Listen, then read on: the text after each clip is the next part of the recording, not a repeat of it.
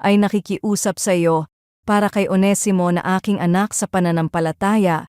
Ako'y naging isang ama sa kanya habang ako'y nakabilanggo. Si Eric ay isang kabataan na dati ay kilalang napasama sa maling barkada at paglayo sa pamilya. Marami na ang sumuko sa kanya. Para sa iba, wala nang pag-asa na siya ay magbago pa. Ngunit may isang pastor na patuloy na lumapit sa kanya, hindi upang pagalitan, kundi upang ipahayag ang ebanghelyo.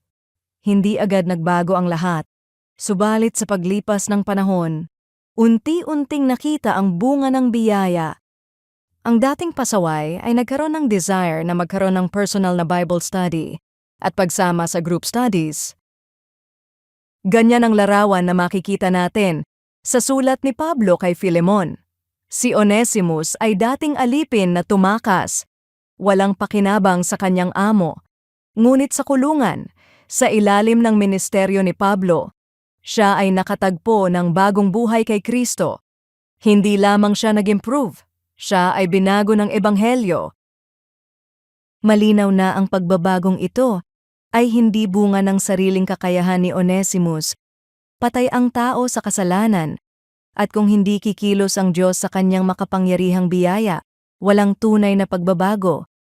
Ang bagong pagkatao ni Onesimus ay patunay ng sovereign grace. Ang Diyos ang kumilos, ang Diyos ang nagbigay buhay, at ang Diyos ang nagbunga ng pagbabago. Ngunit kapansin-pansin din ang puso ni Pablo.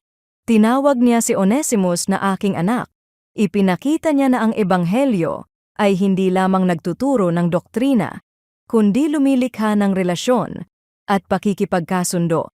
Ang dating walang halaga sa mata ng lipunan ay naging mahalaga sa kaharian ng Diyos. Kaya huwag nating maliitin ang kapangyarihan ng ebanghelyo. Walang taong hopeless kapag ang Diyos ang kumikilos. Maaaring may kilala tayong tulad ni Onesimus. O baka naman tayo mismo iyon noon. Kung tayo'y nakaranas ng biyaya, maging instrumento rin tayo ng pakikipagkasundo. Tulad ni Pablo, maaari tayong manindigan para sa iba, magtaguyod ng kapatawaran, at magtiwala na ang Diyos ang tunay na nagpapabago. Higit sa lahat, maging mapagkumbaba tayo kung may pagbabago man sa ating buhay. Ito'y dahil sa biyaya lamang ng Diyos. Ang ebanghelyo ang nagligtas, ang ebanghelyo ang nagbago, at ang ebanghelyo rin ang patuloy na huhubog sa atin hanggang sa wakas. Ama naming Diyos, salamat sa iyong makapangyarihang biyaya na nagbigay buhay sa amin nang kami patay sa kasalanan. Tulad ni Onesimo, binago mo kami at ginawang kapakipakinabang sa iyong kaharian sa pamamagitan ni Kristo.